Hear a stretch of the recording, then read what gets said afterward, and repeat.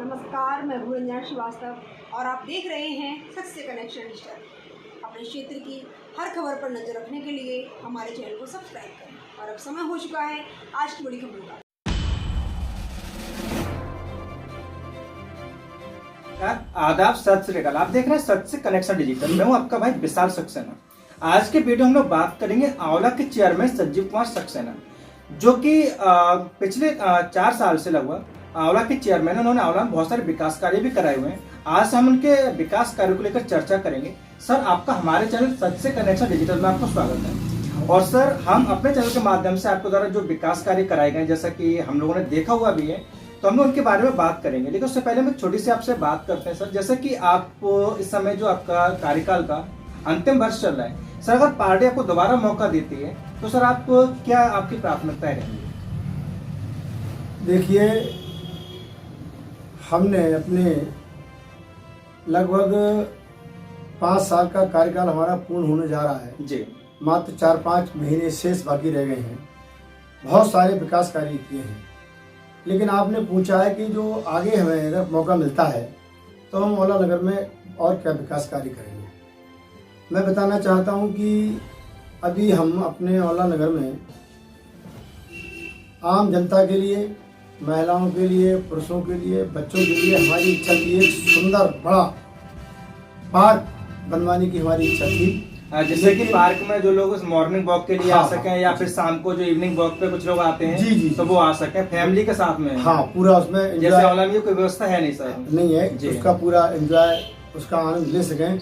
लेकिन उस कार्य को हम भी पूर्ण नहीं कर पाए हैं। और हमारी इच्छा है कि हमें अगर दोबारा मौका मिलता है तो हम अपने आंवला नगर वासियों के लिए बहुत सुंदर और एक बड़ा पार्क की व्यवस्था करेंगे, जिसमें सारी सुविधाओं से सुसज्जित पार्क हो, उसमें झूले भी हों, उसमें अच्छी अच्छी घास लगी हुई हो, उसमें अच्छे अच्छे पौधे लगे हुए हैं। यानी उस पार्क में जाके लोग अच्छा महसूस करें, मॉर्निंग वॉक भी कर सकें और उसमें व्यायाम वगैरह भी कर सकें, योग वगैरह भी बैठ कर कर सकें।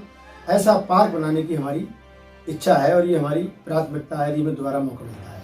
तो ये आपकी सोच बहुत सही है चेयरमैन साहब। और सर, जैसा कि आपने ये एक इच्छा व्यक्त की है पार्क बनवाने की, तो ये होना भी चाहिए। क्योंकि जैसे हम लोग कई बड़े शहर में जाते हैं तो वहाँ देखा है जैसे कि जो कॉलोनी होती है वहाँ पे बड़े बड़े पार्क भी बने होते हैं कि लोग सुबह में बच्चे, बड़े बूढ़े, या फिर जो लोग मॉर्निंग वॉक पर जाते हैं, या फिर शाम को लोग शाम के लिए जो लोग वहाँ पे जाकर टहलते हैं या फिर वहाँ वॉक करते हैं, तो काफी अच्छा लगता है। और ऐसी व्यवस्था आप आंवले में करेंगे तो ये मेरे हिसाब से काफी अच्छा आपका एक प्रयास रहेगा सर। तो इसके अलावा जैसे सर आप क्या कहना चाहेंगे? इसके लिए तो हम प्रयास करेंगे जी। और बाकी और भी हमारी आने वाले समय में हमें दोबारा मौका मिलता है तो हमारी एक इच्छा ये है कि हम एक, वो इच्छा हमारी थी लेकिन अभी हम उसे नहीं कर पाए हैं, एक जैसे हमारे यहाँ मोक्ष धाम जी, यानी एक हम एक वाहन लेंगे जी, जो मोक्ष धाम के नाम से होगा। अपने यहाँ बहुत सारे लोग ऐसे हैं जो अंत्येष्टि शमशान भूमि में ना करके अपने कचला घाट जाते हैं जी, या अपने इधर कैलाशगिरी मढ़ी पर जाते हैं। जी, तो उनके लिए अंत्येष्टि ले जाने के लिए समस्या आती है, उन्हें कोई वाहन वगैरह किराए पर लेना पड़ता है और लोग वाहन किराए पर देना नहीं चाहते हैं। इसके लिए हम एक मोक्ष वाहन लेने का प्रयास करेंगे, जिससे कि ऐसे लोग जो कचला घाट जाना चाहते हैं, तो बहुत सारे ऐसे बुजुर्ग लोग होते हैं, उनकी अंतिम इच्छा होती है, अपने परिवार के लोगों से कह देते हैं कि हमारी जब मृत्यु हो तो हमारे लिए कचला घाट पर जाकर हमारी अंत्येष्टि करना या गंगा किनारे हमारी अंत्येष्टि करना, ऐसी इच्छा बड़े बूढ़े प्रकट करते हैं। तो उनकी अंतिम इच्छा पूर्ण हो और किसी प्रकार की असुविधा ना आवे, इसके लिए हम एक वाहन लेने का काम करेंगे, जिससे लोग उस वाहन से कचला घाट या जहाँ जिस घाट पर ले जाना चाहते हैं वो उसको ले जा सके। ये हमारी ये भी इच्छा है। देखिए, जैसा कि हम लोग कई बार शहरों में देखा भी होगा कि कुछ गाड़ियां हमें देखने को मिलती है जिस पर लिखा होता है सब वाहन। सब वाहन का मतलब क्या होता है कि डेड बॉडी को मतलब शमशान घाट तक पहुंचाने का काम करना। तो ऐसी व्यवस्था आंवला में आज तक नहीं थी, हालांकि ये चीज जरूरी भी है। तो यहाँ पे जो चेयरमैन साहब ने जो रखी है व्यवस्था, जो उनकी एक सोच है, काफी अच्छी सोच है। तो सर, मैं जानना चाहूंगा सर कि जो व्यवस्था होगी उसकी वो निःशुल्क होगी या फिर उसका कोई शुल्क रखा जाएगा? उस पे मामूली शुल्क रखा जाएगा। No loss no profit. No loss no profit.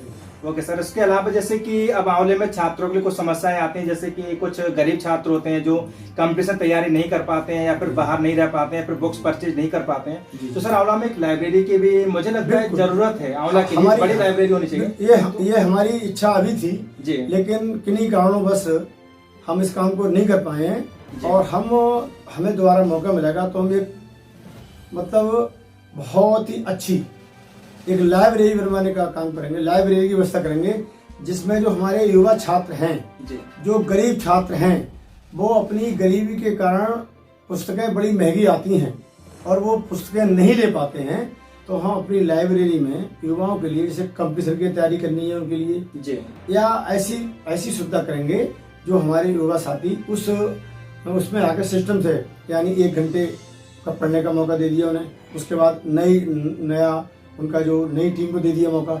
इस तरीके से काफी छात्र सुबह से लेकर शाम तक उसमें भाग ले सकें और वो जो पुस्तकें बहुत महंगी मिलती हैं और कंपटीशन की तैयारी आराम से कर सकें, ऐसी लाइब्रेरी बनवाने की हमारी यानी उत्तम अच्छी एक ऐसी मामूली नहीं जिसमें खाली अखबार पढ़ने की व्यवस्था हो, ऐसी जो लाइब्रेरी हमारे यहाँ है, हम ऐसी लाइब्रेरी की व्यवस्था करेंगे जो छात्रों को उसका भरपूर लाभ मिले और हमारे युवा छात्र जो हैं और गरीब छात्र जो हैं वो उसका लाभ लेकर अच्छी शिक्षा ग्रहण करके अच्छे कंपटीशन को पास कर सकें, ऐसी व्यवस्था हमारी। जैसे अगर मैं आपके शब्दों में इस चीज को कहूं कि जैसे अगर मैं ज्योग्राफी पढ़ना चाहता हूं, मुझे ज्योग्राफी की बुक्स अवेलेबल हो। बिल्कुल। अगर कोई बच्चा चाहता है कि मुझे इंग्लिश की बुक पढ़नी है तो इंग्लिश की बुक अवेलेबल हो, किसी बच्चे को लगता है हिंदी की बुक होनी चाहिए या मुझे हिंदी पढ़नी है तो हिंदी की बुक अवेलेबल होनी चाहिए, मतलब इस तरीके से आप रखेंगे कि सारे सब्जेक्ट वहाँ पर लगभग हमारे जो युवा छात्र हमें बताएंगे कि हमें इसकी आवश्यकता है, हम उसकी ही व्यवस्था करने का प्रयास करेंगे। इस टाइप की लाइब्रेरी हमारी होगी, बड़ी लाइब्रेरी होगी जी। तो इससे मतलब जो क्षेत्र के लोग युवा है जिन्हें काफी फायदा मिल सके, जो बुक्स परचेज नहीं कर पाते हैं या फिर जो किसी कारणवश बाहर रह के बड़े कंपटीशन नहीं कर पाते हैं या फिर जो बुक्स परचेज करने में असमर्थ हैं, वो यहाँ लाइब्रेरी में उसका फायदा उठा सकते हैं। और अगर जैसे कोई बुक अगर अवेलेबल नहीं है, वो अगर आपसे कहते हैं कि सर हमें ये वाली बुक चाहिए, यहाँ अवेलेबल नहीं है, तो वो आप अवेलेबल कराएंगे उसके लिए, वहाँ आप उसको दिलवा देंगे। मतलब उस लाइब्रेरी में हमें जितना पैसा खर्च करना पड़ेगा जी, 10 लाख 20 लाख 30 लाख 40 लाख वो पैसा हम खर्च कर नगर पालिका से उसका वो करेंगे और वो हम हमारे युवा तरक्की करें, विकास करें, आगे बढ़ें, इसके लिए हम बड़ी लाइब्रेरी खोलने का प्रयास। तो शिक्षा के क्षेत्र में आपका ये बहुत बड़ा योगदान रहेगा सर और युवाओं को काफी सा फायदा भी मिलेगा। अच्छा सर, जैसे अगर हम लोग इसके बारे में बात करें तो कोई आपकी और जैसे कि प्राथमिकता आपकी रहेगी, जैसे कि जो लोग जैसे जिम वगैरह का कोई आपका मतलब क्षेत्र में होना चाहिए जहाँ पर लोग पहुँच सकें। प्राइवेट तो बहुत सारे लोगों दुकानें खोल रखी हैं, लेकिन कुछ इस तरीके जो गवर्नमेंट तरफ से हो, आपकी तरफ से हो, कुछ ऐसा। देखिए हम अभी हमारी वैसे बहुत लंबे समय से ओपन जिम हमारी खोलने की अपनी नगर में इच्छा हमारी थी भी और इसके लिए हम लगातार प्रयास कर रहे हैं, लेकिन कोई ढंग का स्थान हमें नहीं मिल पा रहा है। अगर हमें ठीक ठाक स्थान मिल गया तो हम इसी कार्यकाल में ओपन जिम की व्यवस्था हम करने वाले हैं। ओपन जिम आंवला नगर में कहीं ना कहीं व्यवस्था करके, जैसे अपने पुराना मंदिर पर काफी स्थान है और वहाँ इफ्को के द्वारा एक पार्क बनवाया गया है, उसमें जगह है, हम वहीं पर ओपन जिम की व्यवस्था करेंगे।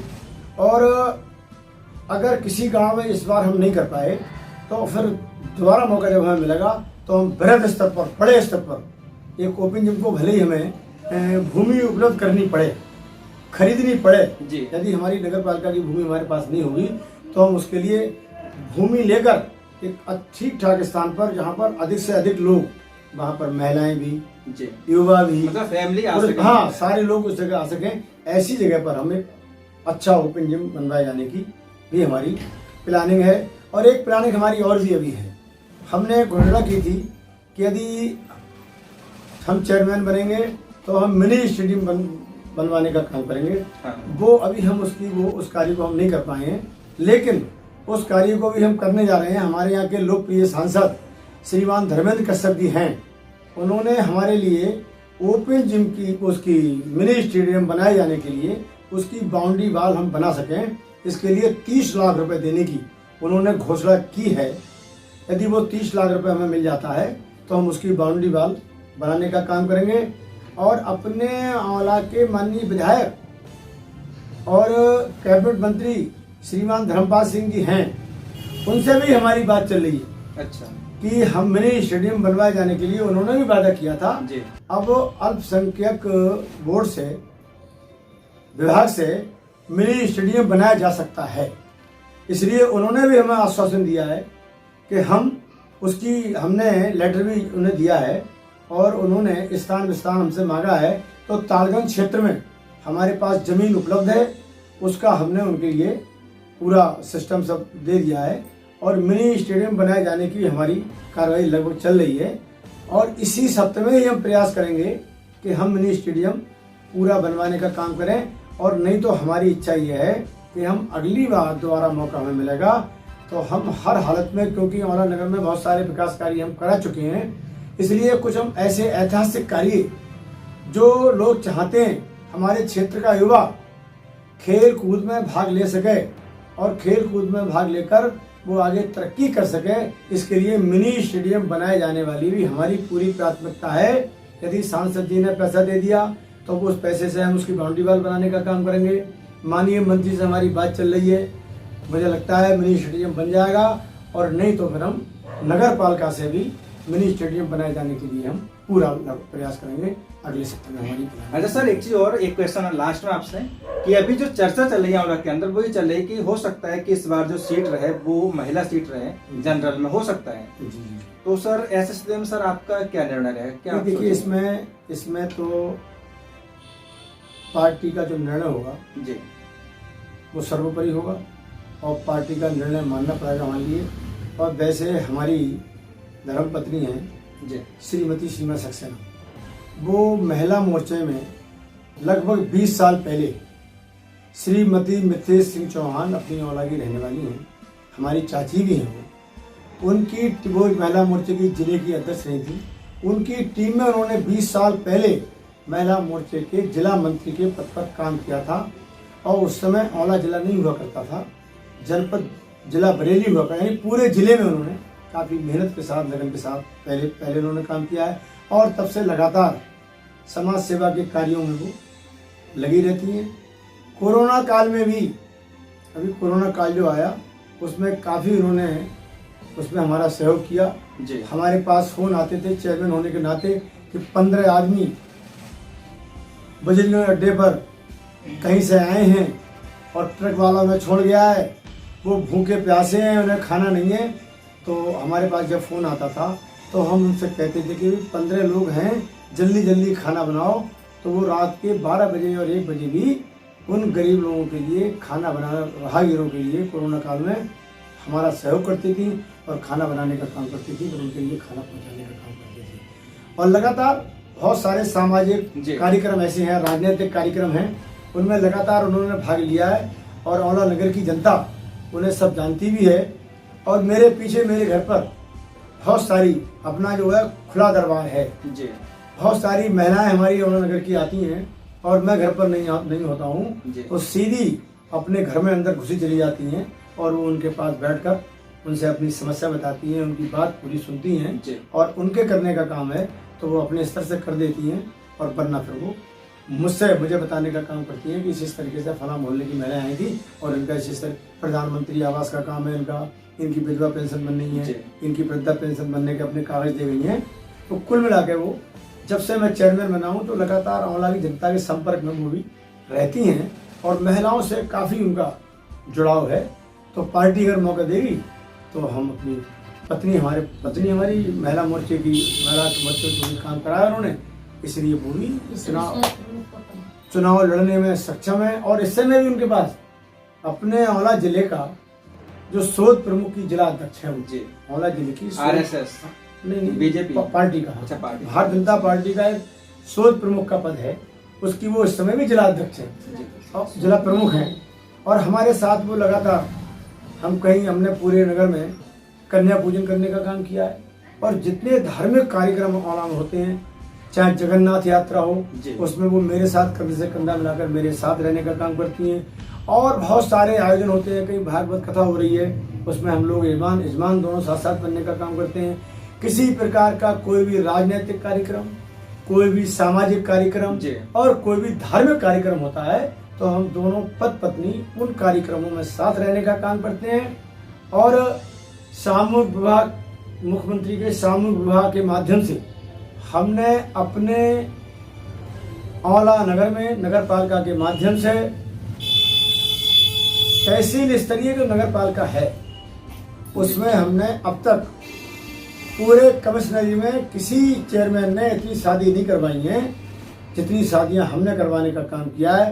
तो ऐसे उन कार्यक्रमों में भी वो हमारे साथ रहती हैं और वो वहाँ जो सामूहिक विवाह के जो जोड़े आते हैं उनको तैयार करना और उनको सारी माला वालाएँ पहनाना महिलाओं के लिए सारे, वो कुल मिलाकर हमारे सारे कार्यक्रमों में हमें हमारे साथ रहती हैं और हमारी तरह ही उनकी भी सोच अच्छी है।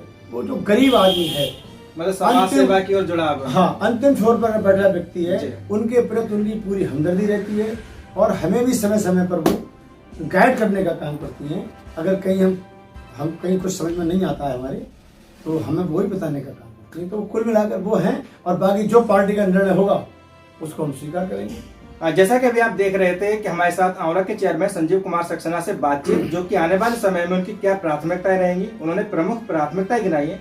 बाकी और भी उनकी बहुत सारी सोच जिस पर हमारे भी डिस्कस हुआ था, लेकिन अभी हम उन टॉपिक्स को आपके सामने ओपन नहीं करेंगे। वो समय आने पर आपको बता दी जाएगी उनके आगे और कौन सी योजनाएं रहेंगी। धन्यवाद।